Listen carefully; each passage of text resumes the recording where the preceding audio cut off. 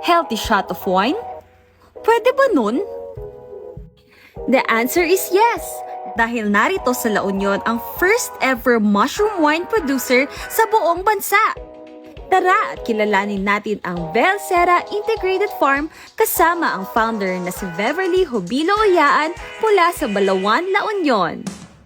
Hindi hinayaan ni Beverly na mahinto ang buhay noong 2020 pandemic, kaya nag-isip siya ng bago at kakaibang pagkakakitaan.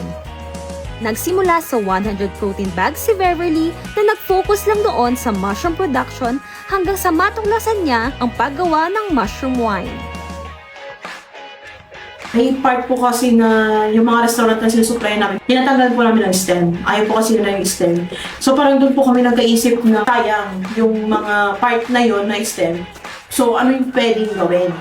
So what if gumawa po ng wine na nalasing ka na, may benefits pa rin siya sa health ko. Ayun. First time pa lang po kasi yung history talaga. Sabi ko po sa Philippines, kahit sa ibang bansa, wala pa pong gumagawa ng mushroom wine.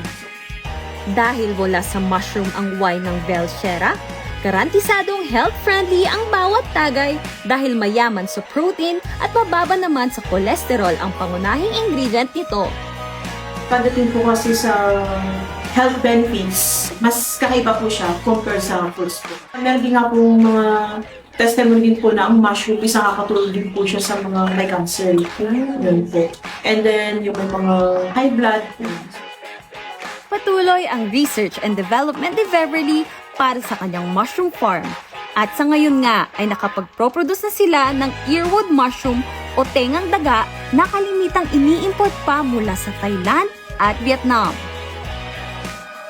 I-introduce din po kami ng ibang processed product po ng oyster mushroom. So meron din po kami ditong mushroom prophet na kakaiba po. Hindi lang po mushroom ang meron sa kanya. Meron din po siyang malunggay, squash, and then basil leaves na pwedeng i-control yung uric acid po ng mushroom. Kaya perfect din po siya sa mga bata or mga matanda na pang-snack po. Ilan pa sa mga produkto ng Belsera ay ang mushroom binagoongan, mushroom pulburon, at mushroom chili garlic oil. Mula sa simpleng mushroom, napausbong ni Beverly bilang isang ganap na negosyo na dinadayo pa mula sa iba't ibang bahagi ng bansa. Kaya naman, may payo si Beverly para sa mga nais ding magsimula ng negosyo.